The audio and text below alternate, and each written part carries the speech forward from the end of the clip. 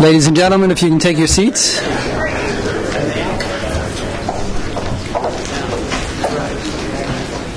Welcome back. I hope you enjoyed the lunch and the breakout sessions.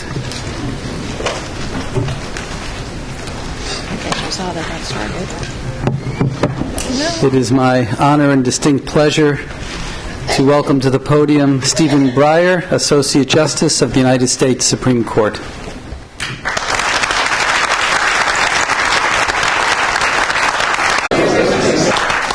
Thank you. I've been keeping notes. I think this is a very interesting conference. And the most interesting thing, the best thing about it, is what people said.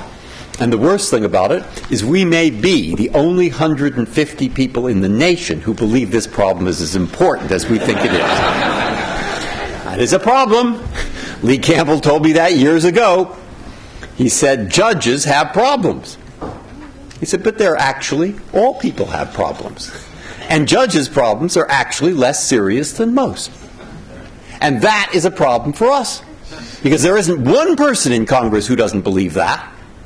And there isn't one person in Congress who doesn't think that the problems he's dealing with every day, consider what's going on this week, are more important than this sort of drip, drip, drip of the institution. As I said last night, you say the word institutional, and by the time you've got through the third syllable, everybody's asleep. And that's the nature of the problem. Right, and that's a view. But still, we do think it's a problem. So I will say 4 things about it that I've learned at this conference. I would say most of them are reinforcing various prejudices that I already have. First, what is the problem? In detail, there are 2. One has a heading state, and the other has a heading federal. And from my point of view, I believe the state's the more important. They're related. But the state, my goodness, you saw the film, so did I. And if you didn't know, as I'm sure you do know, about what happens when there are $3 million campaign contributions for or against this official or not, read the papers that have recently been filed from one state in our court. And I'm expressing no view on the legal issue at all. But my goodness, it throws things into turmoil. That campaign contribution thing is amazing.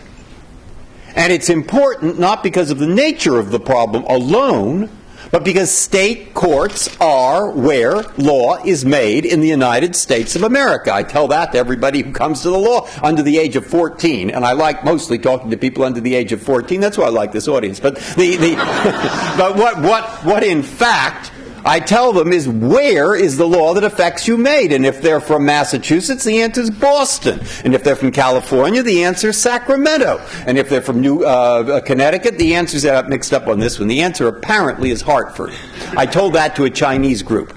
At the end, somebody raised his hand. They said, I have one question. What's that? Why did they make all the law in the United States at Harvard? I mean, we were at Yale. So in any case, but you get the point. Business law is made in the states. That's where they are.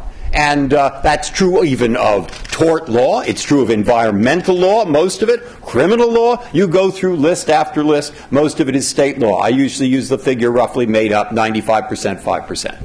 All right, so that's where law is or is not being made that affects human beings of the United States. And that's where we have the major problem of what? What is it called? These campaign finance problems. These problems of judging a judge by the result of the case rather than the reasoning and the thought and the independence behind it. Of the campaign attack ads that we saw. And also, by the way, of a lot of problems that can be worked out. Thank you, Randy Holland. I mean, we have this Delaware model, so they're not all hopeless to work out at all.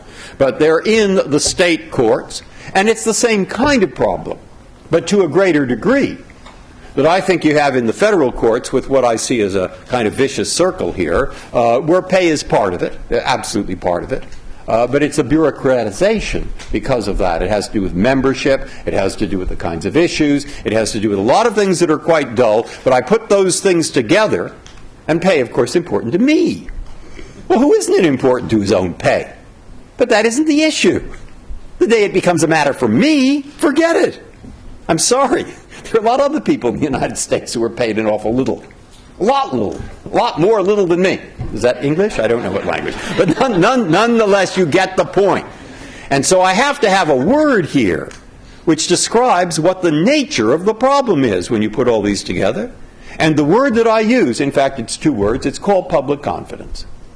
It's called public confidence in the judicial systems of the United States. And every time, by the way, I talk about pay, because I have to, and every time that you have one of those attack ads, and every time people read in the paper about the $3 million contributions, and every time they're focused by someone on the outcome of the case rather than the thought that went behind it, every one of those instances helps to erode that public confidence. And every one of them threatens what we call judicial independence. Okay? Nature of the problem. Now, second point. What happens from now on? And here you won't listen to this because it's making a kind of horrible prediction, which I'm tempted to do. I'm really depressive, really, and I sit at home and worry about these things. And what is the word that I'm worrying about? But it's called the vicious circle. The vicious circle, as opposed to the benign circle. What do I mean by the vicious circle? I mean by the vicious circle that the whole thought of the labor unions, the courts used to do to them in the 1920s, which was terrible. And it gets worse and worse and worse and worse, and pretty soon strife where courts ought to be able to bring people together. That's contrasted with what I call the vicious circle in the past and the beneficial circle in the 60s, when labor management, with the help of the courts, worked out an arbitration system that to some degree, compared to the rest of the world, kept labor peace for a period of time, for a long period of time. Now, that I think is a constructive relation. The former was a destructive relation. And when I think about the corporations in the courts, I think, sure, in every case, probably it may be better for a corporation in its own self-interest to say, forget the state court here, I will go somewhere else, I will make the $3 million contribution so that we get these people on our side. I will not worry about this more than to think, well, they're making the contribution, so will I. And what I see there is a continual erosion of confidence. And in the long run, I think you're hit with it. Because in the long run, you simply weaken the institution by having an increased erosion of public confidence. Well, what does that mean, public confidence? That's my third point. And here the weakness of this point, the weakness of trying to explain independence. We were warned by somebody, I think, weren't we, in a public relations firm, don't use the word judicial independence. Don't say it in any ad. Don't say it in any speech. Because really, you think people are asleep at the third syllable of institution? They're asleep at the second syllable of the words judicial independence. They have no idea what you're talking about. So there I run that risk. Because that's the part that to me is the most important. And there I cannot speak from facts. I can speak from my own experience. I can speak from what I read. And who knows if that's generalizable? I, of course, think it is. But I will repeat to you what I said to a group from Ghana, a group of judges from Ghana who were in my office yesterday morning, 6 of them. And they're trying to build an independent judicial institution in Ghana. These are very, very decent people, very good lawyers, I would think, and really don't know what, I mean, it's hard for them. It's much harder for them than it is for us. Because they're living in an environment that doesn't have the 200 years of history that we have. So they wanted to know, what can we do? How do we achieve this? What points would I make in my 15 or 20 minutes with them? 2. The first is what I think of as judicial independence. And Justice Kennedy said some things like this, and I think of it because I believe it. I said, that's what you have to try for in your own decision. What does that mean? I said, it doesn't mean looking at a decision with a blank mind. I'll tell you a secret. I open that first brief, I read the question presented, I already have an opinion. 3 words into it, I think I know who's right. All right? Now, what happens, though, is I read the next brief, and I'm not quite so sure that I was so right the first time. And I'm back and forth, and that's the experience of the judge. It's not that being independent means you go into this with a blank slate. Being independent means you are approaching the question with a mind that's open to persuasion. And you hear a better argument, you've shifted. You suddenly, it's the old joke, but it's true, that old joke. The judge listens to the plaintiff. He says, "You're right. You're completely right." And then the defendant says, "You haven't heard me, Judge." And, "Oh, yeah, okay, yeah, he's listening." He says, "Oh, you're right. You're completely right." The plaintiff says, "Hey, we can't both be right." And the judge says, "You're right. You're completely right." All right. So, but that is what the experience is. So I want them to understand that. And the second thing is I would like them to understand is when you are approaching something with that frame of mind, no one knows. The newspapers don't know. Editorial. In a brave decision, ha, ha, ha. What's brave about it? What's brave about it? We have tenure. That means, or they agree with me. There's nothing brave in that. Did I or did I not do this fairly? Oh, the lawyers know whether the judge is being true to the record. No one else does, by the way, because no one else knows the record. Are you being true to the record? The lawyers know, but no one will believe them. Because the winning side, he's happy. He thinks, losing side, he thinks he was gypped. And terrible judge. The winning side, what does he think of the judge? Nothing. He thinks he's a great lawyer. All right, so, and everybody knows, everybody knows that that's the situation. So my point I'm making with those judges from Ghana is it's in here. And other judges will know. Other judges will know not whether you've been honest, not whether you're trying to do this independently, but they'll know what the experience is that you're going through. And that experience, in not all cases, but certainly in some, is lonely, difficult, requires thought, and requires a certain kind of honesty. And it's because you want to achieve that without ever knowing whether you on the outside or even me on the inside, I can kid myself, believe me, ever really knowing that you've achieved that you try to insulate from the public pressures that we've heard about this morning, which can just push the judge one way or the other if his own job depends upon that, or if the person has given him the $3 million, etc. And the reason which I wanted to say to them that this is important is another, which is historical, which I've been reading about. Because what I was reading about over the summer for something I'm writing were a number of cases, and one of them was Cooper versus Aaron, and that told the story of what happened in Little Rock in 1957-58. A few of you remember that. That was when Governor Falbus said, after 10 years after Brown, or several years after Brown v. Board, when there was virtually no desegregation of any school anywhere by that time, they began to desegregate those schools in Little Rock. They began. They were going to. The board was going to do it. And Governor Falbus said, "No, you're not." And he stood there, sending in his militia, so that they couldn't. At that point, the district judge, you see, I had this story mixed up. I thought it was the Supreme Court. It wasn't the Supreme Court. It was the district judge who issued an order saying, let those children in the school. And by that point, the mobs were outside the school. And they had been brought in part by things that Falbus and others had said. And Eisenhower had to decide what to do. And he was getting very conflicting advice.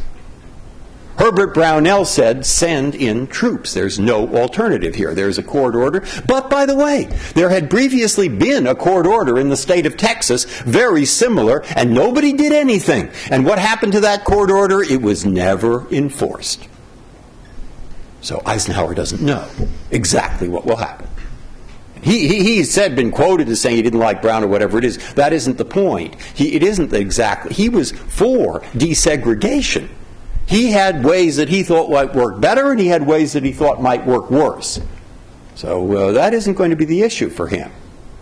But he's being told by Governor Burns of South Carolina, don't send in troops. If you send in troops, here's what's going to happen. First, It'll get all these people in the South more furious, namely the white people in the South, and particularly the white citizens' councils. And they'll all over the place. They'll all over the place say they're never going to do a thing. And you will have to reoccupy the South with the United States Army. Are you prepared to do that?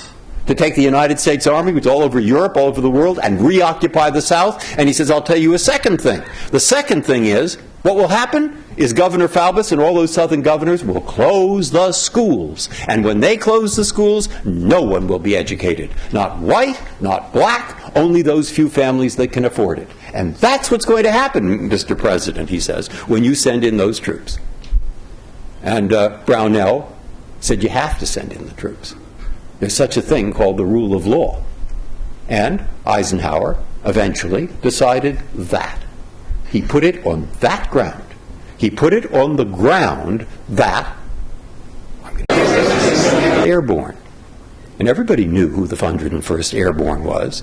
Everybody at that time knew that it was the 101st Airborne that had gone into Normandy. And they had pictures in their mind at that time of those parachutists being hung up on the steeples that were on the churches in Normandy, because not every plane went to the right place.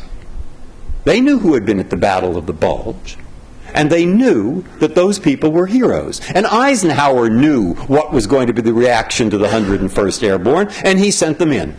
He sent them in because he had enough belief that those in the country who would respond to this effort to enforce the law were in the majority. Well, what happened next? Well, we have the pictures, and the pictures where the 101st Airborne took those children into the school, and they went in. They stayed there. And I'd like to say we ended happily ever after. It didn't end happily ever after one little bit. The next thing that happened is Governor Faubus kept causing trouble. The school board said, we want to take the children out of the school. They went to the Supreme Court, and the Supreme Cooper versus Aaron, 9 judges, and those 9 judges, including Justice Frankfurter, wrote a separate opinion so that the Harvard Law School would get on top. That's a long story. I'll save you that story. But they wrote their separate opinion. They all 9 signed it, and they were very careful every word to put their whole force behind it, which they did. And the day after they decided that case, Governor Faubus closed every school that had any black children in it. And those schools stayed closed for almost a year. And black and white alike lost education. You want to read what happened to those children? Read Sports Illustrated a few years ago. They not only lost a year, but some of them had their lives ruined. But ultimately, in the story of the judicial system and the people of the United States, what prevailed was Eisenhower's original idea. What prevailed in the minds of the public were those paratroopers going in with the black children into the white school to enforce the rule of law. Now, why do I like that story? Because that's what the case has come to stand for. That's what Cooper and Aaron has come to stand for.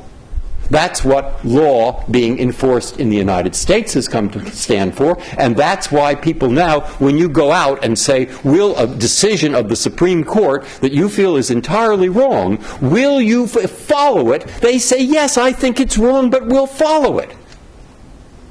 Now, that didn't come easily. That's what I want the people in Ghana to understand. And it does show that case, that it's not simply a function of judges.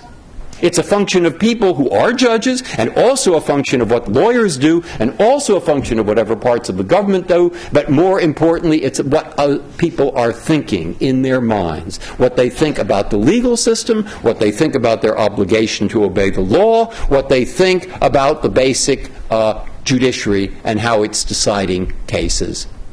Because that Fifth Circuit had to work many years with many people. And the civil rights movement didn't win in a day. And it was Wisdom and Tuttle. Those are the names in my childhood or early adulthood that I remember. Reeves, John Brown. They had a terrible time. So why do I say this rather emotional thing? Because to me that's what judicial independence is in part about. Large part. It's that the judges are there in part for the moment when they're called. It's easy to decide things that are popular. It's not so easy when they're not. And a country that has 300 million people, all of whom think something different, but whom a rule of law ties together, is a country, you see, this is where I end up, that just must have a judicial system in which people have confidence. All right, that's my 4th of July speech. And all I can say is I believe it if I believe anything.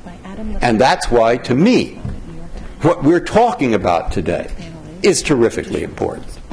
Because we're talking about how to maintain that public confidence. We're talking about how to maintain institutions. We're talking about institutions that have a life and that last and that can be eroded, though, drip, drip, drip, drip, drip, drip, drip. And each of those drips is never as important as everything else that's happening in the world at the moment. But unless people sometimes pay attention to what's happening to the institution, well, you wake up and who knows? It's no longer what's happening to it, it's what happened to it. Okay, if I had one choice of what to do, I would have what you call, I said, what is it? Is it not Appomattox? That's the wrong analogy. Maybe the failure. But that's a good one because nobody knows what that is. And the Treaty of the Cloth of Gold, that's even better. You have Henry VIII and Francois Premier. What are they doing? Getting the trial lawyers and getting the corporate executives, get them together and put a voluntary limit on campaign contributions, if you like, on those states. Work on it state by state. But we have about 15 things today which suggest there are problems that are all part of that drip, drip, drip. And all I've tried to do is to explain to you why I'm glad you're talking about them, why I'm glad Sandra is trying to teach every high school student in the country about them, why I'm glad that you're trying to promote this understanding of this judicial institution, and I wish you good luck and thank you.